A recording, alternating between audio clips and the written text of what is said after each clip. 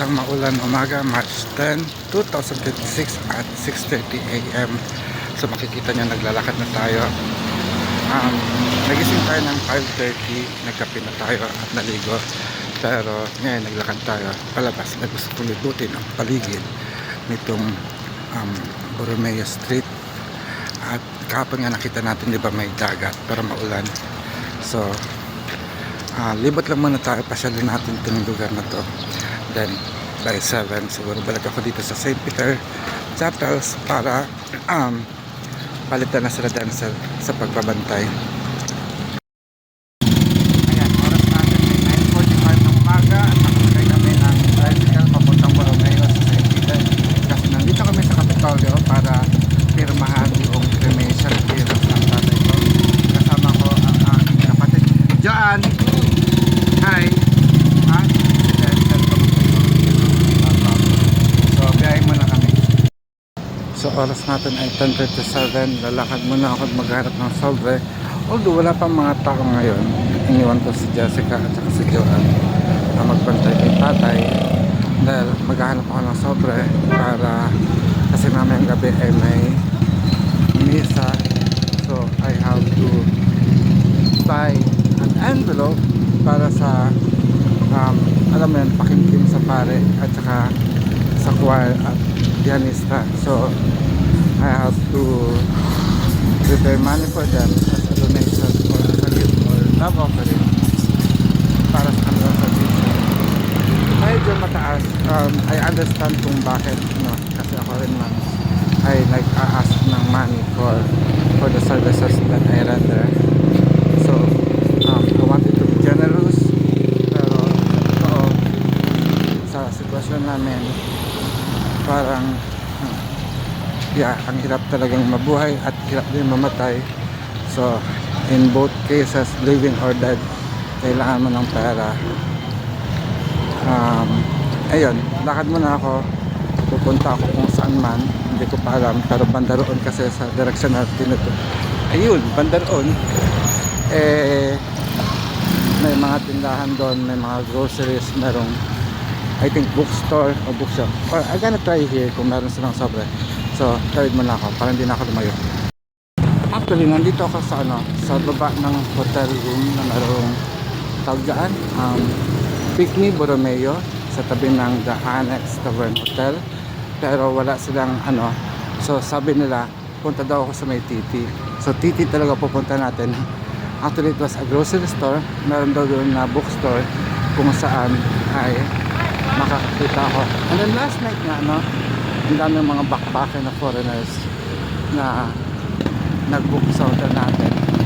Actually malapit siya sa dito sa St. Peter Memorial Chapel at merong cafe imperial o sala-sala and may FY ice bar. Hindi ko pa siya na-try at wala siya sa aking itinerary na gawin. Sa totoo wala naman akong scheduled activity dito maliban sa makita ang tatay ko, and this is the last services that I will render to my father, and then in prayer every day. So teka lang, may tumatawag sa akin sa kabilang phone. Bye bye. Ayun lang, kakainis. Nagre-ring tapos yung sasagutin mo na biglang mawawala, and then nakalagay doon ay spam. It's just a waste of time and effort. Pwede naman sila pero non-line siya eh. So I don't know kung ano siya, but then hindi ko pipilitin kung I don't want to stress out myself na entertainin ng mga call na yan. Kasi right now my focus is on my tatay. So ayan na, salamat Karadyaw. So Karadyaw is marami or mabuti, and dito tayo sa arkong to at nandun na yung TT and Company. So I just wonder what is TT and Company. Hindi siya bastos, no? Hindi siya bastos. It's double T pero TT. But bakit nga ba naging bastos ang TT? Pero marami kang makikita daw dito sa TT and Company. So yung kulay blue na yan, dyan tayo papasok at sana meron tayo makita na mabibili or whatever, no? So di pa klaro. So I just want to make sure na pagtatawid tayo ay safe. So safe Not yet. So I slow down at pasok tayo dito. Tingnan natin kung malaki ba ang so dito na tayo sa TTN Company. So medyo malaki din siya. Tingnan natin, maluwag. Hindi to bastos guys. So pasok tayo sa TTN Company. And here you go. So I have to stop. Bye bye muna. So wala siya sa TTN Company. Nung hinahanap ko yung envelope na paglalagyan ng pera. So I will go to the other side and walk again. Actually, pwede namang lakarin. At ayaw ko mag-aksaya ng piso o 10 pesos o whatever sa pamasahe na pwedeng lakarin lang, no? Kasi ang worry ko, yung pera ay nauubos na dito sa Surigao. Pero kailangan ko pang bumalik ng Maynila. And 12 ay uuwi ako ng lipad ko from Surigao Airport going to Cebu, and then from Cebu to Manila. Tapos I have to stay in Bulacan for a while para lang sa klase on March 15, and then after ng March 15 diretso na kagad ako ng Taguig to si Lakay. Sana magaling na siya. I really pray. Kailangan ko po ng kasama. Lakay, kailangan kita. Alam mo naman kung gaano kakahalaga sa buhay ko. Ayun naman talaga, no? And I'm sad na. Let us pray for Lakay. Nagpapagaling siya, pero lately medyo on and off yung lagnat niya. Actually stress siya kasi nga siguro nag-worry din siya sa akin, but nothing to worry. Tingnan niyo naman, I'm still standing up talking ang daldal ko, at I try my best to document every day of my life. At thankful ako. Ano ba? Thankful ba dapat? Yes, every day there is something to thank for sa biyaya ng Diyos, ng mga ninuno, ng mga diwata sa atin, na gumising ng maaga, makita ang ganda ng mundo. At dito nga, nasa Surigao City ako. Yun lang yung mga pagkakataon, like pati ang tatay ko bukas ikakremit na siya, and here may buhok pa ako. Parang hindi ko alam kung ipapuputol ni tatay sa akin to. Parang wala pang calling, but I have promised this, no? Pinangako ko sa kanya, pinangako ko rin kay nanay, supposedly kay nanay ko gagawin, at yan man buhay pa ang tatay ko. So since wala na si tatay, this must go. So very soon makikita nyo ang kakaibang Puadman, Rolando Gomes Comon, or Jing, or Pugon, or Arman. Ano man ang itawag niya sa akin, I'm still who I am, diba? Pangalan lang yan, pero katauhan ko ito. I know hindi lahat sa inyo gusto ako. Merong iba na ayaw ako, pero it doesn't matter, no? Pinagtagpo tayo ng pagkakataon to serve one another. Sana nga napaglilingkuran ko kayo, pero at this point hinahingi ako ng paumanhin, kasi parang nagiging personal ako na kailangan ko naman kasi kasuhin din yung pamilya ko muna, no? Alam ko meron ako mga commitment pa, like yung Bansagang Talatanda, no? Pag-uwi ko, no? Isasagawa natin yan sa panahon yan. Ito yung gusto mong ituro sa akin yung tagan lang, taga cut off.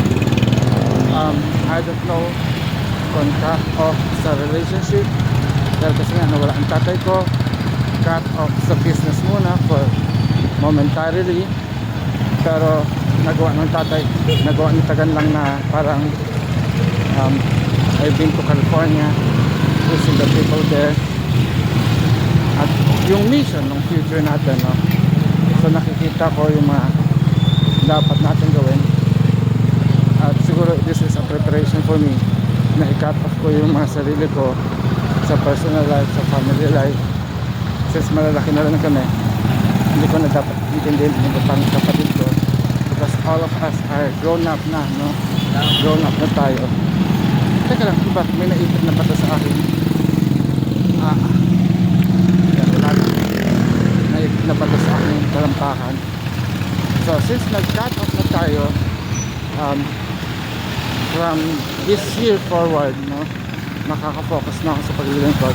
Pero sana humingi ako ng pagkakataon na bigyan niyo ako ng bakasyon to treat my body. Ito pahalagan din ang katawan ko, kasi without this body, no, pangit na ang katawan ko. Without this personal or physical self ko, mahirapan tayong i-manifest yung will of the spirit into our lives and to the lives of the people that we are serving.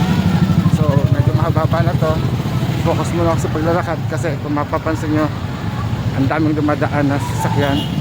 So I have to see kung ano yung nilalakaran ko. So see you then, bye bye na mga kalahi. At ayun na mga kapatid ko, ate ko, yung sumunod sa akin, si Q Arnold at si Jessica. Ayun si Q Arnold. So we are here at the boulevard. Sa gilid namin ay dagat at ang mga sirena ay nandito na. So maghahanap ka ng kainan dito at pupunta tayo sa 7-Eleven at hanapin natin. Anong hotel niyo, Jo? Anong hotel niyo, Pierre? La Casa Pierre. Oh, La Casa Pierre. So hindi natin alam, makikita na natin yun. Baka sa Timbuktu yun. Ay, hindi naman. Ayun na. So maganda-ganda na ang panahon, wala nang ulan. So sabi ko sa'yo, ate, di ba makakapaglakad tayo this day? So at least naging tahimik na ang dagat. But then yung hotel mo yata, at least mas maganda. So yun na. So bye bye muna. At ngayon, boulevard, kita na yun, nasa tabing dagat tayo at lalakad dito sa parang food park sa boulevard, no? So ngayon nakita na natin ang gabi dito, napakabala, whereas nung nakarang araw okay lang. Ngayon pa lang sila naglalatag ng ukay-ukay kasi gumanda na kahit paano ang panahon. At nako, ang daming upuan para sa mga pagkain. May food menu, ando sa boat, etc. May prutas. Although kaninang umaga naglakad tayo dito. Teka lang pala, the reason why na nandito tayo, kasi tonight 7 PM ay may mass sa bahay, sa chapel ni tatay. Ang bukas ay ang araw na ng cremation ni tatay. Nakakalungkot, pero this is a form of service to him na after ng cremation or during the cremation ay may kinakain ng mga tao. So it's quite weird na habang sinusunog ang tatay at ginagawang abo ay kailangan magkakain ng mga nanonood. So hindi ko alam kung gano'n nga ba talaga, but then it's part of modern tradition, kultura and everything na magpakain. So the reason why nandito ako magkakanvas kung magkano, kasi tight budget na talaga kami. Hindi ko alam kung kakayanin pa akong pauwi ng Bulacan. So I'm gonna ask for crispy king, which is chicken, local chicken delicacy dito na prito, deep fried, and then with rice. So I have to see this one. Okay, see you.